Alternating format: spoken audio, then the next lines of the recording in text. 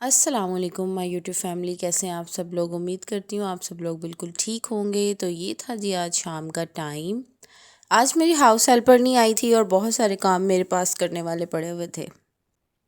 जैसे कि आपको नज़र आ रहा होगा कि यहाँ पर बहुत सारे कपड़े हैं जो वॉश करने वाले पड़े हुए थे। एक्चुअली कपड़े जो हैं वो बच्चे छोटे हैं उनके काफ़ी सारे कपड़े हो जाते हैं। और मैंने अपनी हाउस हेल्पर को बोला था कि आप कल जल्दी आ जाइएगा कि हम कपड़े जो हैं मिलकर वॉश कर लेंगे। बट वो नहीं आ सकी किसी वजह से। तो मैंने सोचा कि चलो ख़ुद ही आज ये काम कर लिया जाए।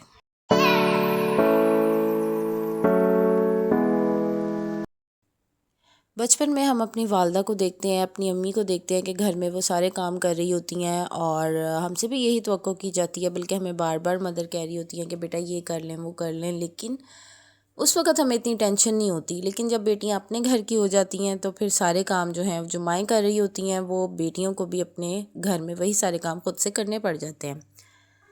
और फिर हम बेटियां जो हैं वो अपना घर ख़ुद संभालना हम लोग सीख जाते हैं। और यहाँ पर जी मैं कपड़े मशीन में डालने के बाद आ गई थी अपने बेडरूम में और आप देख सकते हैं कि यहाँ पर भी हर तरफ मैस हुआ हुआ था। तो मैंने जल्दी से अपने रूम का जो ये बिस्तर है इसको समेटना शुरू किया।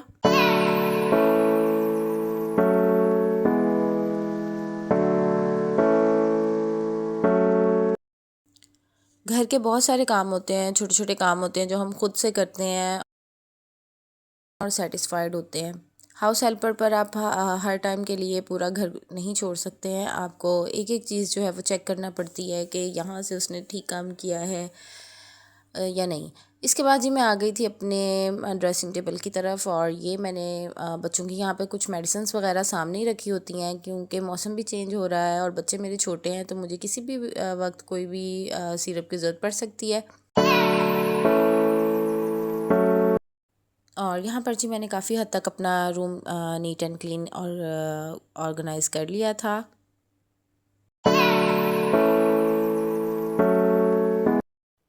बच्चे तो सबको ही अच्छे लगते हैं घरों में। जिन घरों में छोटे छोटे बच्चे होते हैं उनको पता ही होगा कि बच्चों वाला घर होता है उसमें हर वक्त जो है कुछ ना कुछ मैस होता ही है। और फिर आ गई थी मशीन की तरफ और एट अ टाइम एक औरत जो है वो मल्टीटास्किंग कर रही होती है। घर के बहुत सारे काम एक वक्त में एक औरत जो है वो कर रही होती है। लेकिन फिर भी औरत को जो है बहुत सारी बातों पर डिग्रेड किया जाता है, मिसबिहेव किया जाता है उसके साथ। लेकिन बहुत सारी चीज़ें जो हैं एक औरत जो है वही घर बनाती है और वही घर बिगाड़ती भी है। तो बहुत सारी चीज़ें जो हैं वो औरतों की वजह से ही घर को ऑर्गेनाइज रखती हैं। यहाँ पर अब मैंने कपड़े वगैरह वॉश कर लिए थे सारे और अब मैं यहाँ से अपने इस पोर्शन को भी नीट एंड क्लीन कर रही थी। इधर मैं इसको भी साफ़ कर रही थी, इस जगह को भी जहाँ मैंने कपड़े वॉश किए थे। अपने घर के ये सारे काम करने के बाद एक दिली सुकून मिलता है, इत्मीनान मिलता है और इसमें आपकी एक अलहदा ही एफ़र्ट नज़र आती है और हम मुतमईन होते हैं कि हमने अपने घर का ये काम खुद से किया है।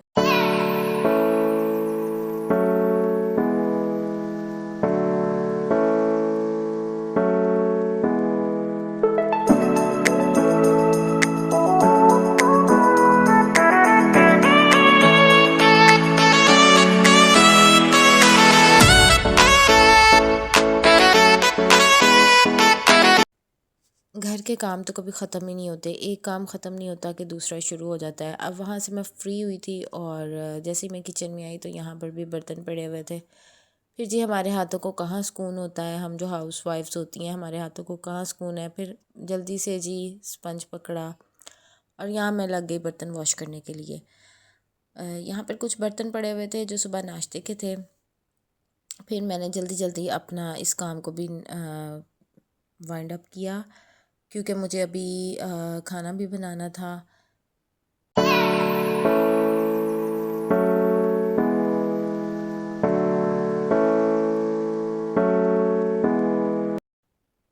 अब जी अपना वो सब काम ख़त्म करने के बाद मैंने कुछ टाइम के लिए रेस्ट किया, शावर लिया और अब मैं दोबारा फिर से किचन में आ गई थी क्योंकि अब मुझे खाना भी बनाना था रात के लिए। फिर मैंने अपनी सब्ज़ी जो है इसको बनाया और यहाँ पर जी अब मैं इसको कुक कर रही हूँ और डिनर की तैयारी हो रही है।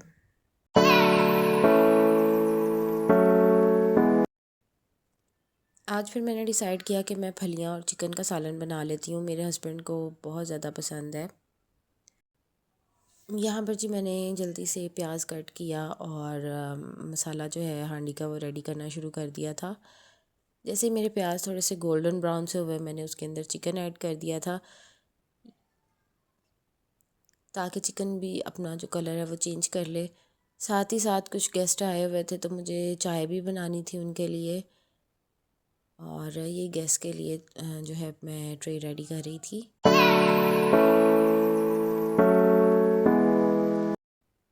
और एक साइड पर मैं अपनी हांडी को भी देख रही थी, साथ साथ कुकिंग का काम भी जारी था।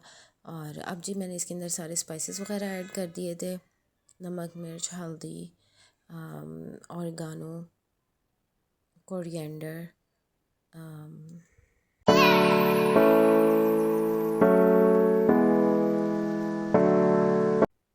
और जी बस ये सारे स्पाइसेस डालने के बाद मैं हांडी को अच्छी तरह से भून रही थी, क्योंकि ये तो आपको पता ही होगा ना कि खाने को आप हांडी को जितना ज़्यादा भूनते हैं उसका टेस्ट और कलर जो है वो उतना ही ज़्यादा निखर कर आता है। और जिस हांडी को जो है मसाले को पकाया नहीं जाता, उसको भुना नहीं जाता, तो उसका टेस्ट भी इतना डेवलप नहीं होता।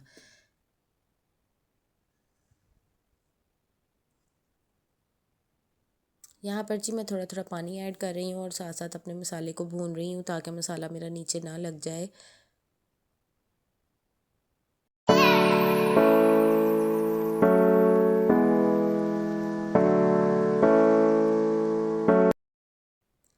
और यहाँ पर आप देख सकते हैं कि घी जो है मसाले ने छोड़ दिया था। मैंने इस स्टेज पर यहाँ पर दही ऐड किया था, क्योंकि मैंने टमाटर इसमें नहीं डाले, मैंने इसमें दही का यूज़ किया है। और दही ऐड करके अब मैं मज़ीद इसको भून लूँगी, और तब तक भूनना है जब ये दोबारा फिर से अपना ऑयल नहीं छोड़ देता।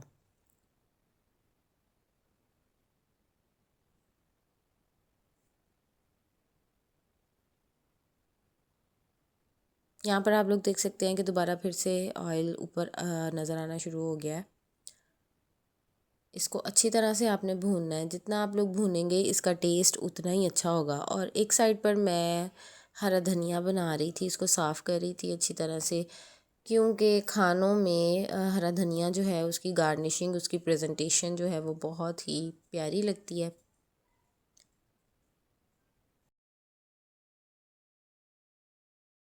और यहाँ पर जी मैंने चिकन में थोड़ा सा पानी ऐड करके इसको गलने के लिए रख दिया था। अब चिकन यहाँ पर गल चुकी थी, तो मैंने पहले से बॉईल की हुई फलियाँ उसके अंदर ऐड कर दी थी, और इसको भी मैंने अच्छी तरह से भूनना है जब तक कि इसका ऑयल जो है वो सेपरेट ना हो जाए।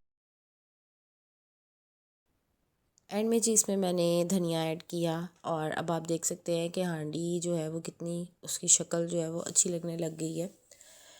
यहाँ पर आप देख रहे हैं कि ऑयल जो है वो आना शुरू हो गया ऊपर। और बस अब कुछ ही देर में जो है ना मेरा ये मेरी हांडी भी डन हो जाएगी। और बस ये थी जी इसकी फ़ाइनल लुक।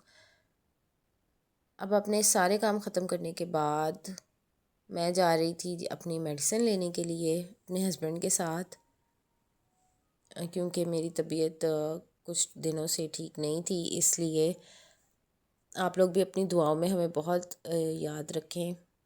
और यहीं तक था जी मेरा आज का व्लॉग। अगर आपको मेरी वीडियो अच्छी लगी हो तो प्लीज़ लाइक शेयर करें और चैनल को सब्सक्राइब कर दें। Thank you for watching. अल्लाह हाफिज़।